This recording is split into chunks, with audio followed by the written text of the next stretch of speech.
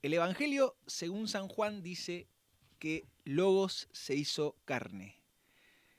Cristo, que es todo, Logos, que es hacer, ser, ir, es la razón previa de la modernidad. Es lo que le da sentido. Es tratar de comprender. Tratar de comprender tuvo que ver, en la razón moderna, con poder entender a partir de la construcción textual.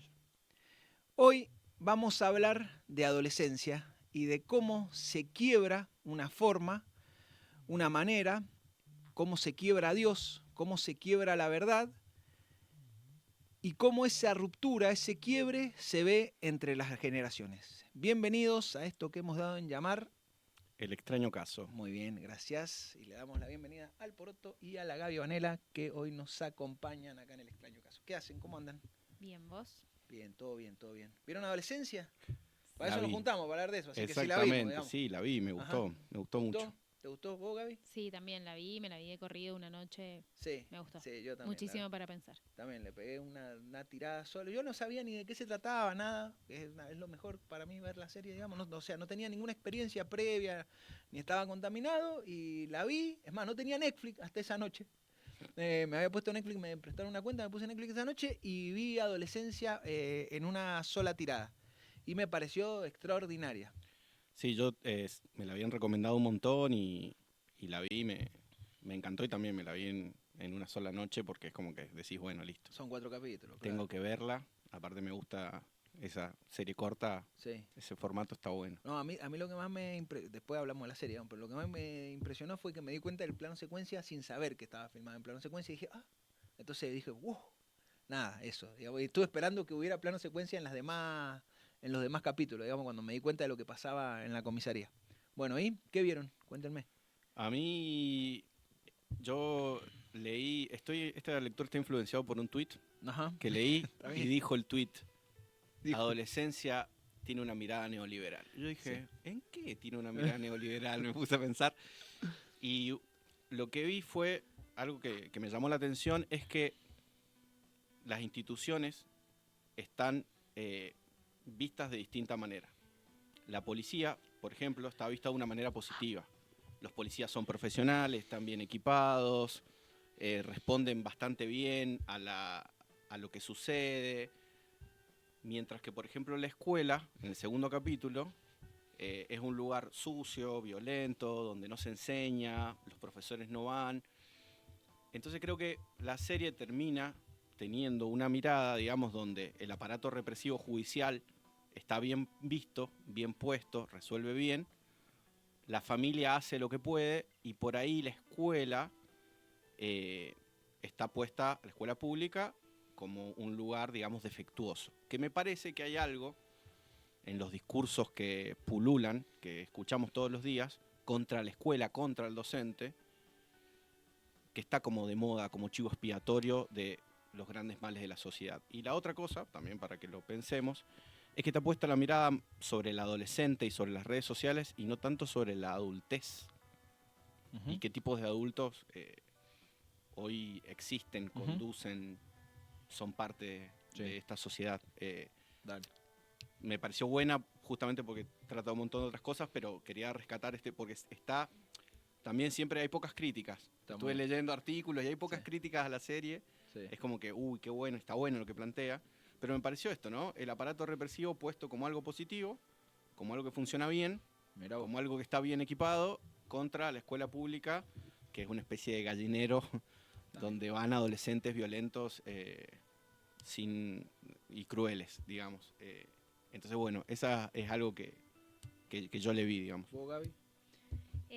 Sí, un poco leí también, esto no me lo quiero adjudicar, no le quiero robar a nadie, igual, pero lo leí en algún todo el mundo lado. roba, los genios roban. Pero hablaba un poco sobre la crisis de las instituciones, decía, bueno, lo punitivo versus lo preventivo. Ajá. Entonces, como esta exaltación de lo punitivo de esta policía y cómo irrumpe, ajá, etcétera, pero como a su vez esa misma policía no puede prevenir un hecho como el que ocurrió. Y me parece que la escuela, y por ahí un poco echándole ahí con lo que dice el Poroto, pensando en la educación pública y pensando en la clase también, me parece que también hay todo un guiño que por ahí pensamos más tendemos siempre a pensar en masculinidad, lo que es obvio de pensar de la serie, digamos, y me parece que hay varias cosas vinculadas a la clase social interesantes para pensar y que los deja la serie. Primero que es una escuela pública y se nota, los personajes de por sí ya tienen vieron que tienen otro acento.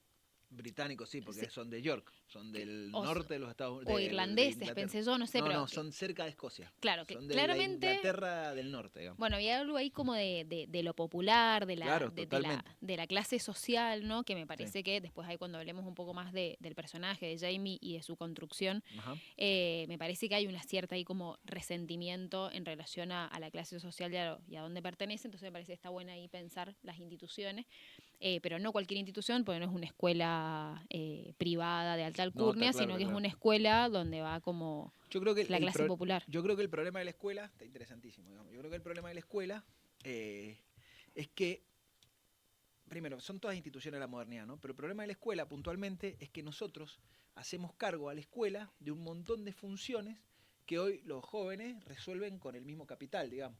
El capitalismo resuelve un montón de cosas que ya el conocimiento, concretamente, ¿no? Que ya no tienen que ver necesariamente con la escuela. Digo, la forma de comunicación, la forma de relacionarse, la escuela en la modernidad, digo, hace algunos años, previo a la crisis del 2008, me animaría a decir yo, era como el lugar donde la juventud se encontraba y el código compartido de la juventud estaba dentro de la escuela y era construido por el adulto, digamos, ¿no? El adulto participaba de ese código. Después siempre ha habido diferencia históricamente entre lo adulto y lo joven, digamos, el salto generacional, la cultura que va cambiando y siempre se ha dado ese choque entre lo adulto y lo joven. A mí me parece que lo que muestra muy bien la serie es que ese choque se da, pero se da en dos códigos total y absolutamente distintos. El adulto está tratando de explicar en una forma de código el mundo, que es el código de la racionalidad, y el joven tiene otro tipo de código. Y se ve muy bien en el capítulo de la escuela. El capítulo de la escuela a mí me gustó mucho, porque es un capítulo donde el policía, que parece tener toda la situación controlada en el primer capítulo, que es el capítulo de la comisaría, digamos, donde toda la acción discurse en un marco institucional de absoluta disciplina, digamos, igual lo hacen parecer torpe a los policías, digamos, porque los hacen parecer excesivamente violentos contra un pibe de 13 años que no te das cuenta cómo lo tratás. Bueno, ese mismo policía, que es violentísimo, cuando entra a la escuela y ve cómo la escuela está institucionalmente zanjada por otros cuerpos distintos al de la disciplina, no la entiende. No la entiende tanto que posiblemente el más torpe de ese esquema, que es el hijo del policía, digamos, el más torpe de ese esquema, le termina explicando al policía que viene con la seguridad institucional de la policía qué es lo que está pasando adentro de la escuela. Y nada, y se ve muy bien lo del código, porque le explica cómo funciona la idea de los emojis, y después ponen en el mismo código, trata de poner en el mismo código una cosa que funciona en códigos distintos, que es lo de la píldora roja y la píldora azul, que ha trazado una generación, digamos, porque si yo te pregunto a vos, píldora roja, píldora azul, te pregunto a vos, nosotros nos remitimos rápidamente a Matrix, digamos.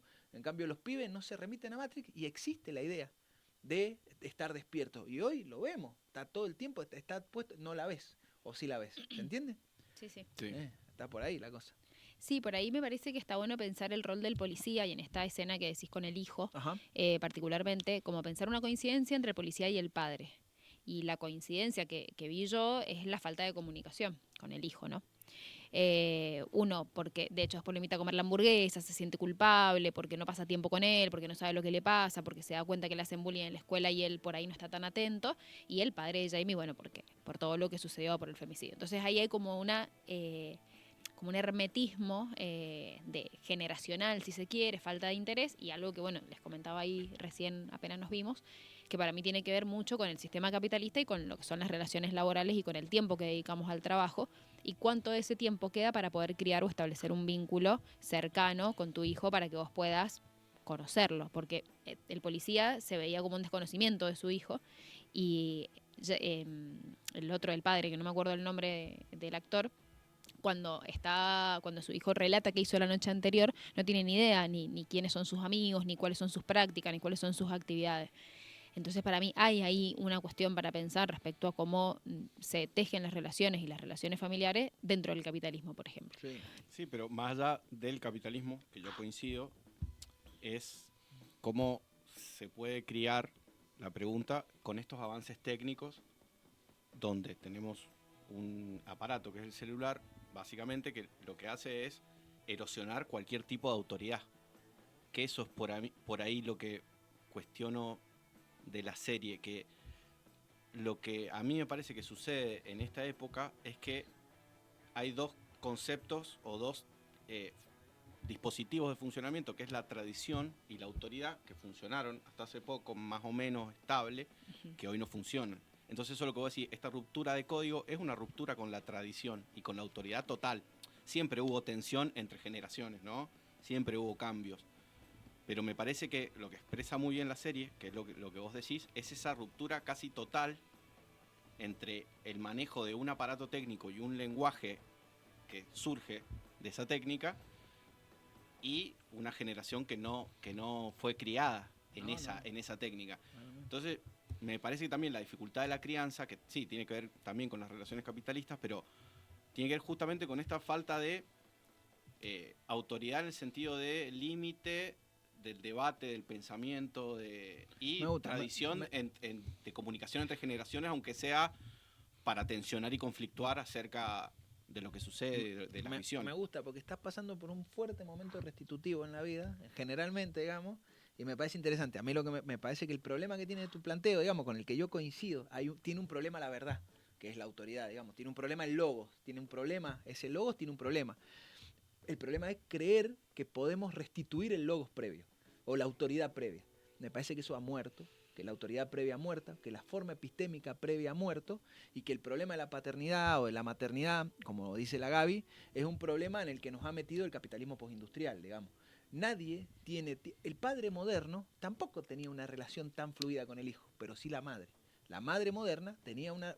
De hecho, la maternidad como construcción histórica tiene 200 años, digamos, ¿no? La maternidad, ¿no? La maternidad como la entendemos nosotros, sí, vamos a decir así, que yo amo mucho a mi mamá, vamos a ponerle así, tiene 200 años de historia. No existía previamente, digamos, las relaciones parentales eran distintas. Digo, de hecho, las tribus tenían relaciones que no eran parentales, no siempre el parentesco estuvo asociado a la familia. No siempre. Sí. Claro, entonces, bueno, digo, pero en las sociedades modernas, en las sociedades industriales, la maternidad cumplió el rol productivo y reproductivo, que en el fondo es lo que vos estás reclamando, la reproducción de la autoridad, digamos, porque había tiempo, básicamente, porque el tiempo no estaba todo dado al capital.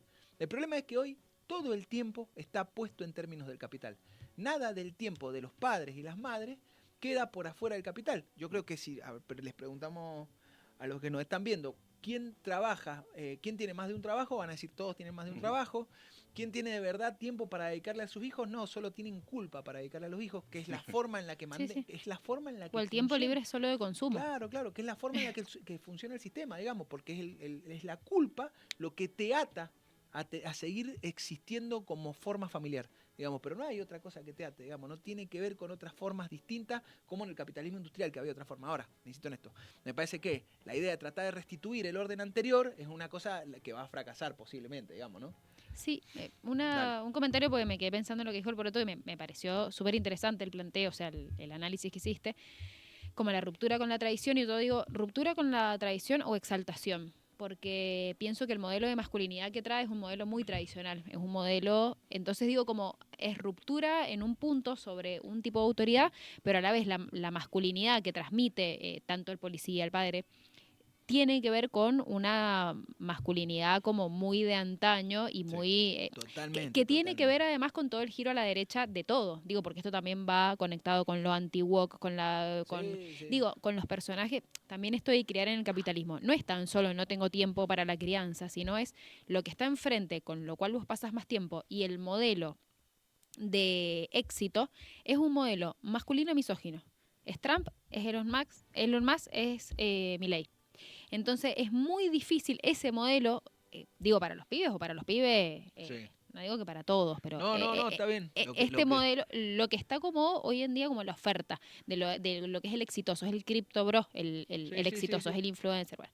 Entonces digo, ahí como para pensar. Y después, cuando decía esto de la autoridad, pero para no salir de ese tema, es loco porque en realidad Jamie, por ejemplo, está todo el tiempo buscando la aceptación de su padre como autoridad. Inclusive cuando lo elige a su padre como el adulto responsable, que la madre se sorprende y dice, pero ¿por qué te elige a vos? ¿Por qué no me elige a mí si le tiene miedo a las agujas? Dice algo así, le van a sacar sangre, no sé. Entonces ahí digo, pero él está buscando una cuestión de aceptación, de autoridad. Totalmente, que le dé, no sé. Pero yo voy a plantear algo. Para mí, esta es una lectura que yo hago. Obvio. La masculinidad nueva o incel, para mí, es nueva. ¿Y cuál es la diferencia y por qué surge? No quiere decir ni que sea mejor, incluso yo creo que a lo mejor hay cierta misoginia profundizada, pero para mí de dónde surge, estuve leyendo también, justamente de esta cuestión del trabajo y de que el capitalismo erosiona cualquier institución. Entonces aparecen modelos masculinos aún más agresivos y menos sutiles en su forma de dominación, en su violencia. Porque vos fíjate que el incel, a ver, no, la masculinidad de Jamie, del 80% de las mujeres 80-20. Solo quieren al 20%, es distinta a la masculinidad canchera del pasado. Obvio. Acá hay como un discurso más victimizante, diciendo, antes el discurso es, los hombres somos los mejores, somos los capos, y ahora hay un discurso como victimizante, ¿no? De parte del hombre blanco heterosexual que dice... no, nosotros estamos siendo atacados por el feminismo, por la cultura woke, y en realidad, digo, al caer aquella masculinidad anterior, digamos, del siglo XX, y al caer esta autoridad, lo que surgen son todos estos monstruos. Por eso yo no digo que haya que volver al modelo anterior, por supuesto que no, en ningún sentido, pero sí tiene que volver a haber algún entramado institucional, algún entramado de tradición donde podamos dar algún debate. Para que no surjan estos monstruos que vemos, esta especie de masculinidad victimizante que me parece que es más agresiva o tal vez... ¿Más agresiva comparada con qué? Es el tema. Con el siglo XX. Claro, o por lo menos, no sé si más agresiva, pero sí menos sutil y más manifiesta. Antes por lo menos, viste, no había tanta... Ahora es como todo más manifiesto y más aceptado. Antes por lo menos... Sí, te da vergüenza. En un entramado de sutileza. No, estaba en el entramado de la reproducción. Mira, vamos al capítulo 3, digamos, que me parece que es un capítulo interesantísimo también, que es el capítulo de la psicóloga que parece tener todo bajo control, y pienso en esto del 80-20 y de las masculinidades. En un momento de la entrevista, el pibe, la psicóloga que cree que tiene la situación bajo control, que ha ido 2 o 3 veces, que le lleva un sándwich, qué sé yo cuánto, el pibe le dice Andrew Tate. Y a la psicóloga le pasa de largo Andrew Tate, como si a mí me nombran a Yadou, a mí también me pasó de largo. O a no sé quién, o a algunos de esos de redes sociales ahora que tiran discursos misógenos o principalmente misógenos, pero también son conspiracionistas, digamos, ¿no? Que eso está, porque lo que está roto es el régimen de verdad. Entonces cualquier cosa que se diga es verdad. Andrew Tate es un misógeno que terminó en Cana, no me acuerdo a dónde, digamos, en Europa del Este, pero que es un youtuber que tiene 6 millones de seguidores, que obviamente nosotros no sabemos quién es, digamos. O sea, yo tuve que mirar quién era para saber de qué estaba hablando el pibe, digamos. Entonces, ese tipo, lo que hace, Andrew Tate, lo que hace es resistir a esa idea del 80-20. ¿Qué es la idea del 80-20? La idea del 80-20 es la representación política de la libertad femenina. Digo, que no estoy hablando como un valor de la libertad femenina, estoy hablando como una etapa del capitalismo, digamos. La libertad femenina es una etapa del capitalismo, porque así como la reproducción de la familia nuclear también la mujer tenía un rol, la libertad femenina también es un rol dentro del capitalismo postindustrial, digamos, esto que vos decís, se corre el código, ya la mujer no hace falta que esté dentro de la casa reproduciendo, sino que hace falta que se sume a la producción capitalista afuera del hogar, ¿no? Entonces la libertad femenina, que es la respuesta a eso, digo, más allá de las luchas, todo eso con lo que yo voy a coincidir, digamos, lo que digo no es solo eso. Esa libertad femenina lo que le permite a las mujeres es elegir sobre un 20% de vago. Entonces hay una respuesta reactiva a eso que es el 80-20, que está representado en Andrew Tate, en este tipo, en la serie, ¿no? Que en el fondo es el pibe. Es el pibe que no puede entender por qué la mujer, frente a su modelo masculino, no se subyuga. ¿Se entiende? Incluso la psicóloga no se subyuga, la psicóloga no la puede subyugar, entonces se pone violento, igual que se debe haber puesto violento cuando asesina a la piba. Entonces, esa institución, nuevamente, que parece que tiene todo bajo control, te da cuenta que, en términos de código, están hablando de dos cosas radicalmente opuestas. Y no es igual que hace 40 años, donde yo hablaba distinto que mi papá, o hablaba distinto que tu papá, o distinto que tu papá, pero hablábamos en el mismo código semántico, mínimo. Hoy los jóvenes hablan en un código semántico distinto. Hoy parece, insisto en esto, yo creo que siempre ha sido más o menos así, lo que pasa es que me parece que está radicalizado, que no tenemos ninguna posibilidad de enterarnos qué hacen los hijos de nosotros. Ninguna, porque lo que hacen acá adentro no hay manera de que sepamos qué es. No tenemos amigos a quien preguntarle, che, ¿qué está mirando tu amigo? No tenés ni idea. Entonces me parece que esa inaccesibilidad que propone las tecnologías del infinito, también van corriendo el código a un lugar donde las instituciones modernas quedan como tal, la familia, una institución moderna, digamos, como tal, totalmente desfasada, ¿no? Sí.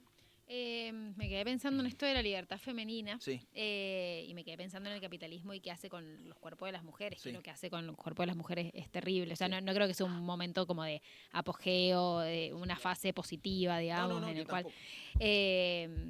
Pero pensaba en esto, que la verdad que el capitalismo sabemos que se sostiene también por... el capitalismo sigue sosteniendo y sigue siendo base de que las tareas de reproducción sean gratuitas. Eso es lo que hace el sostenimiento. Entonces, después que la mujer salga a trabajar, es parte y suma al sistema capitalista. Ahora que la mujer críe y críe sola y en esa crianza termine siendo subestimada, como es subestimada la madre de Jamie, que no es tenida en cuenta para nada, que no se escucha su voz prácticamente, tampoco conocemos, tampoco hay mujeres que tengan mayor preponderancia dentro de la serie, excepto la psicóloga y la amiga de la chica.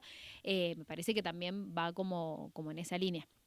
Después, bueno, no sé, pensar en esta, por ahí, pensaban como en el caldo de cultivo que llevan a que este chico de alguna forma reaccione matando a una piba, y pensaba en esto, todo lo que hablábamos recién acerca de la clase, un cierto resentimiento, y pensaba también en toda la imagen de masculinidad o la simbología de masculinidad que está recibiendo, y ahí... por ahí diciendo por ahí en el foco de decir, bueno, no nos estamos relacionando los padres con sus hijos, bueno, yo no tengo hijos, pero lo que puedo observar, sino por ahí qué mensaje le estamos dando. Y en esto me llama la atención, y celebro que estemos hablando de esto en este momento, pero es algo que el feminismo viene planteando hace mucho tiempo, que es en qué momento los varones van a empezar a cuestionar la masculinidad y sus propias prácticas, y qué ven en este caso los hijos y las hijas en el seno del hogar, que al menos sí es lo controlable. Entonces, no puedo controlar lo que ven en el celular, pero sí puedo controlar las relaciones, los chistes, el consumo, bueno, todo lo que hacen en definitiva, y que son simbologías acerca de lo que es de lo que es la masculinidad o lo que es la feminidad.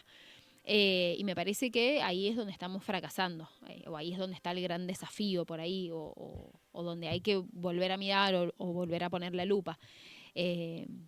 No sé. Pero vos imagínate, familia, donde el padre y la madre trabajan todo el día. La madre no sale que trabaje en la serie, lo cual no me parece llamativo. Lo cual me parece que está bien, o sea que está bien. Hablo del capitalismo postindustrial, digamos, donde la madre y el padre trabajan todo el día. Que tienen algún tiempo para dedicarle, que tienen algún tiempo para dedicarle a ese control, digamos, a esa posibilidad de la disciplina. En el medio vos la ponés a discutir con el capitalismo industrial o postindustrial. Digamos, es imposible, va a perder como pierde la escuela en la serie. La escuela no entiende qué pasa con los jóvenes, no los decodifica, están hablando otra cosa. Y a mí me parece que las familias empiezan a tener ese problema.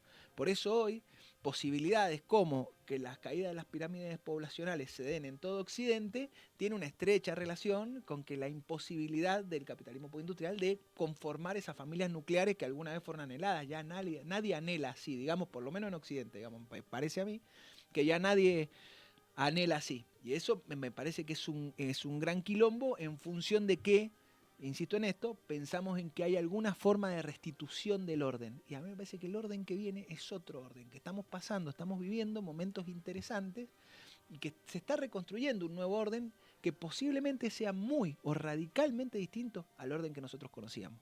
Yo siempre pienso en el Alejandro Galiano, que decía capaz que estamos viviendo ahora como viene la vida que sigue para adelante. Esto de que todos tenemos que tener 3 trabajos, estamos esperando que la crisis termine, pero capaz que la crisis no termina nunca, que esto es la vida. Esto es la vida. Y pienso, por ejemplo, en las mujeres indias, pienso en esto, las mujeres indias, finales del siglo XIX, que fueron traídas del campo a vivir a las ciudades como sirvientas. También pensaron, bueno, esto va a terminar. No, no se terminó. Se murieron como generación y la generación que siguió se proletarizó y se acabó, digamos. Y esa vida se había acabado y se había acabado de verdad. Me parece que nosotros estamos viviendo una etapa donde la forma de vida que nosotros habíamos normalizado ha acabado. Y en la que viene, nosotros estamos estamos radicalmente afuera, digamos. Violentamente afuera. Está bueno para un discurso de domingo esto. Sí, muy optimista. Sí. Voy a decir algo, 2 cosas. ¿Vos tenés ganas del optimismo hoy? Sí, voy a ser optimista dale, en esto. Cuando hablaste de libertad femenina, yo lo que creo que vamos a estar de acuerdo, es que el capitalismo posfordista tomó ciertos deseos y los usó obviamente, en los beneficio del capital. Sí, claro. ¿No? Las luchas feministas, el hecho de los trabajadores que querían dejar de ser masificados y de romper con la rutina y transformó... La vuelta del yo. Claro, esas libertades que eran potencias, las transformó en energía para el capital. Sí. Pero me parece que esas energías siguen siendo potencias y está en nosotros construir una política que las pueda dirigir. Y una propuesta que tengo para hacer, que no va a suceder, o tal vez, pero a mí me parece que, hablando de la escuela, a la cual yo le tengo fe en un futuro, me parece que tenemos que construir, digamos, porque ¿cuál es la respuesta a esta vida de 3 trabajos, aparte de, digamos, de la acción política? Me parece que hay que construir instituciones donde se enseñe como en el siglo XIX. Yo eso es lo que creo que se tiene que transformar la escuela. Sí, en un lugar donde el celular quede afuera o quede a un espacio y donde se vuelva a enseñar una temporalidad, donde haya otro tipo de aprendizaje. Estás restitutivo. Pero tiene que haber una institución, no sé si en la escuela, pero tiene que haber una institución. Yo estoy de acuerdo con vos por el miedo que tenés, digamos, pero no va a pasar. Yo doy clases en una escuela donde se prohibió el uso, no se prohibió, se limitó. Sí. Se limitó. Los pibes llegan al colegio a las 7:40, dejan el celular en un casillero con un número que tiene de su número de lista del curso y sale el celular a la 1:35. A mí me parece maravilloso. A mí también. A mí me parece maravilloso. Ah, bueno. Habrá que ver ahí igual. Pero el problema es que salen de la escuela, ¿saben que salen de la escuela? Sí, pero ya tenés una gran parte del tiempo en el cual... Yo tengo gran fe en la escuela. Miren, siempre decimos lo mismo acá, digamos, lo hemos hablado acá muchas veces. Usted hace 40 años, 50 años, tu papá te mandaba a dormir, te daba un vasito de vino. Y era un niño vos, y eso estaba prohibido. ¿No es cierto? Hoy está prohibido. Hoy nadie le da vino al hijo para mandarlo a dormir, digamos, ¿no es cierto? Yo sueño con un mundo donde le podamos prohibir libremente a los niños usar el teléfono. También sueño un mundo donde nosotros nos podamos prohibir el teléfono. El problema es que, claro, es que las tensiones de la necesidad del flujo, de esta inquietud que genera esto, que es el flujo de acumulación permanente, porque esto genera acumulación permanente de la que nosotros no participamos de ninguna manera más que generando datos, la necesidad de ese flujo es lo que es difícil de cortar. Eso es lo que me parece que tiene que ser reinterpretado y que nosotros podemos tener la forma de buscar cuestiones restitutivas, digamos, los chicos que no lleven el celular a la escuela, el celular va a seguir pasando afuera de la escuela. El problema es que no hay Estado que diga, ¿qué vamos a hacer con el celular? Digamos, el Estado no está discutiendo qué hacemos con el celular, ni siquiera los Estados muy fuertes, ¿qué vamos a hacer con la inteligencia artificial? Ningún Estado está discutiendo, sí, más o menos, digamos. Pero en realidad, el capital se anima a decir, esto es peligroso. El capital se anima a decir, esto es peligroso. Bueno, si es peligroso, frená, amigo. Si es peligroso, vos estás diciendo que y no frena igual. Digamos, me parece que estamos en ese problema. Yo insisto, yo también tengo mucha fe en la escuela, porque me parece que sigue siendo un lugar de lo común, que hay un lugar de encuentro ahí, que no hay en ninguna otra institucionalidad, incluso la familia, digamos, sigue habiendo 4 horas, por eso estoy absolutamente en contra de la educación virtual, por ejemplo. Digo, porque se privatiza una parte de la escuela de una manera violentísima. Lo que era un aula pasa a ser tu casa, no es lo mismo. Ahí hay plata que alguien no está poniendo. Entonces sí creo que la escuela tiene una posibilidad, creo que tiene chances para adelante, pero de todas maneras me parece que tiene chance revisando la relación con esto, más que prohibiéndolo, porque va a perder prohibiéndolo, digamos, nada más. Sí, como a mí sí lo que me parece, digamos, estoy de acuerdo, pero está bueno que haya espacios donde los adolescentes, los niños, puedan conocer también, porque también la escuela, por ejemplo, otra cosa que se habla también en educación es como customizar el conocimiento, que sea todo divertido. Sí, totalmente. Que hay que ver qué es lo que quiere el alumno, y la escuela es un espacio, o debería ser un espacio que muestre también cuáles son el conocimiento general. Sí, sí. ¿No? Sí, no, yo estoy de acuerdo con vos, pero va. Y me parece que en ese sentido, no sé si tenemos que ser restitutivos, pero sí tenemos que siglo plantear XIX, que... dijiste. Sí, pero no es que la escuela va a ser igual al siglo XIX, pero sí yo veo en cosas del pasado, por más que me diga nostálgico, ciertas cosas que hay que volver a poner en debate porque son futuristas, digamos. Son futuristas, son rupturistas y son, si se quiere, en el buen sentido, progresistas hoy en día. Eso es la cuestión. Y una de estas me parece que tiene que ver con, deberíamos poder construir un lugar que limite el flujo de información al que nos hemos sometido todos. Sí, sí, yo creo que está puesta esa necesidad. No sé si lo podemos hacer, digamos. Los estados son mucho más chicos que las multinacionales hoy y me parece que en ese quilombo estamos, digamos. Vamos al último capítulo, que voy a rescatar lo que a mí me pareció tan interesante y vamos cerrando, ¿no es cierto? Antes que nos reten. En el último capítulo hay una escena que me parece que es lo que mueve la trama, digamos, que es la escena donde le pintan al padre en la camioneta la palabra pedófilo. Yo creo que todos vamos a coincidir que no se entiende, nosotros, que somos gente de la modernidad, no entendemos por qué le escriben pedófilo, ¿no es cierto? Digo, no hay ninguna razón aparente por la que le pueda escribir pedófilo. El hijo no es pedófilo, él no es pedófilo, ¿por qué le escriben? Sí, le podrían haber escrito femicida, asesino. Claro, le podrían haber escrito femicida, asesino, incluso, digamos, a él, que no tenía nada que ver, pero le podrían haber escrito eso y tenía algún sentido, digamos, tenía alguna trama, vamos a decir así. Pero le escriben pedófilo, deciden escribir pedófilo. Entonces yo... Nada, empecé a hablarlo con mis hijos. Yo tengo hijos adolescentes también. Y me di cuenta que es una palabra que usan. Que ni vos, ni yo hubiéramos usado, vos tampoco, hubiéramos usado hace 40 años para insultar a alguien, le hubiéramos dicho pedófilo. Nunca hubiéramos. Es muy fuerte. Es tremendo, digamos. O sea, necesitamos una comprobación. Nosotros necesitamos una comprobación de eso. ¿Se entiende? Sí, una sospecha, por lo menos. Claro, necesitas algo que diga, che, este es pedófilo. Nosotros no insultamos, en cambio ellos lo usan para insultarse entre los amigos. Digo, eso y otras palabras más terribles, digamos, que ya no son los insultos que nosotros usábamos clásicamente. Me parece que ahí lo que muestra la serie, vuelvo, porque me parece que el último capítulo lo que muestra es la crisis de la última institución moderna, digamos, que es la familia, el último recodo institucional moderno, que es la familia, que es cómo se rompe el régimen de verdad. Ya no importa si pedófilo es verdad o mentira. Lo que importa es la violencia de la palabra pedófilo. Cuando vos tenés 140 caracteres o tenés emoji para insultar a alguien, lo más fuerte que podés hacer es lo más efectivo. Sí, ¿Se entiende? Entonces, claro, el impacto. Entonces le escriben pedófilo. El problema es que él vive en una sociedad moderna, tiene vecinos, la vecina mira, le está diciendo pedófilo, anda a saber qué ha hecho lo marca para siempre. Y se ve eso en la extrañeza del padre y en la violencia con la que responde a la idea de pedófilo. He quedado marcado para siempre con esto que no tengo nada que ver, digamos, que es la pedofilia. Entonces, me parece que, y volviendo a la idea de el logos y el régimen de verdad, me parece que lo que trata de mostrar la serie en el último capítulo es que lo que se ha roto en la posmodernidad, para llamarlo de alguna manera, es ese régimen de verdad donde el relato argumental era fundamental para construir incluso un insulto. Sí, no me den la palabra a mí. Yo estaba pensando en otras cosas, pero me parece maravilloso para pensarlo. O sea, de hecho, cuando lo dijiste recién no lo había pensado y justo había estado leyendo hace un tiempo a La era del individuo tirano, que habla muchísimo sobre eso y me parece maravilloso. Yo no podía dejar de pensar me quedé un poco en lo anterior, así que si vos tenés algo para decir esto, si no yo digo...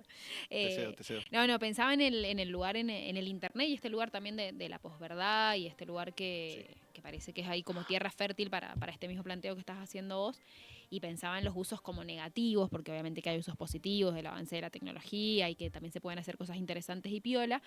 Y pensaba en los usos y esta manósfera, o manosfera, o no sé cómo se dice, que es como son estos sitios donde se cultiva cierta misoginia, donde está todo lo que es anti-woke, lo que es toda la derecha, bueno, pensaba esto. Entonces pensaba en el uso de la tecnología y, perdón, pero volvía de vuelta como a este uso, a esta cuestión respecto a la masculinidad y lo que se ve en ese último capítulo que me parece muy llamativo, que es cuando el hombre va a la ferretería. Dos cuestiones ahí, y cierro con este tema de la masculinidad, si siguen hablando de esta cuestión más de posverdad.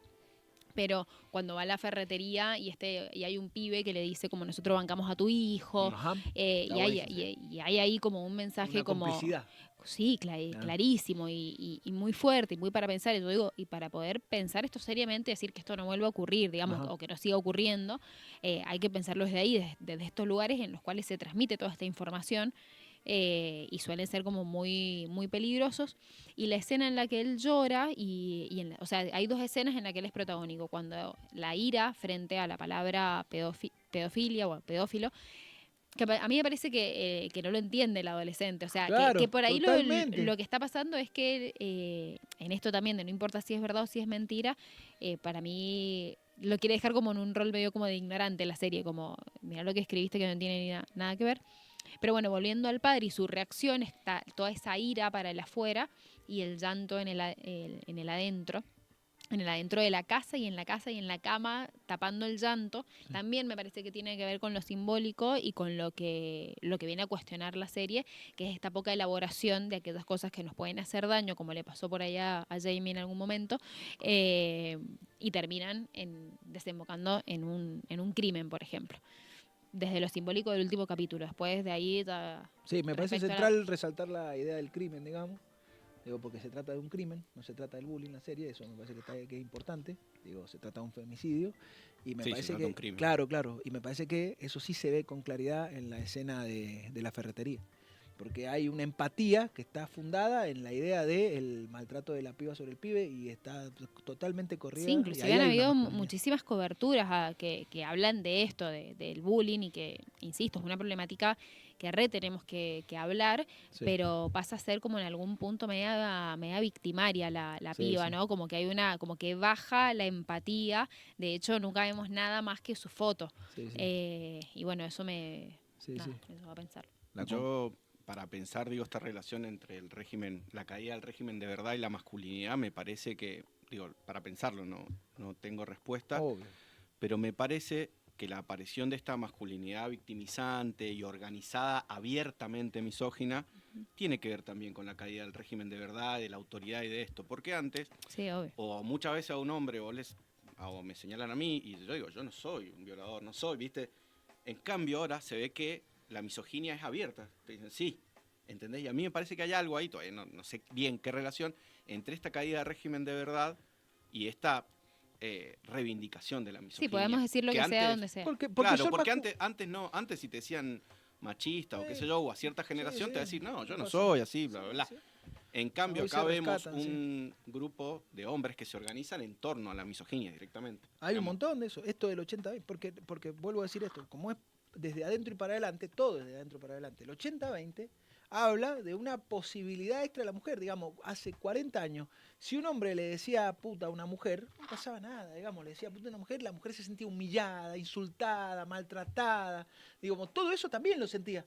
Y no respondía con un machicidio, vamos a poner así, ¿se entiende? En cambio, el hombre se siente herido en su masculinidad por el 80-20, violentamente. Eso es algo que pensé, que... Claro.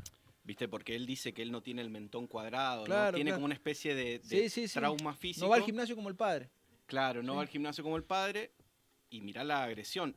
Yo digo, las mujeres que han sido siempre juzgadas desde lo físico y no han reaccionado con esa, con esa violencia, digamos. O sea, porque hay una idea de restitución ahí. O el diálogo con el amiguito, que es terrible. Es como, vos eras exitoso con las minas. O sea, es como... Por eso digo de que pensaba en esto de la traición. Me parecía tan antiguo a la vez ese pensamiento, ¿entendés?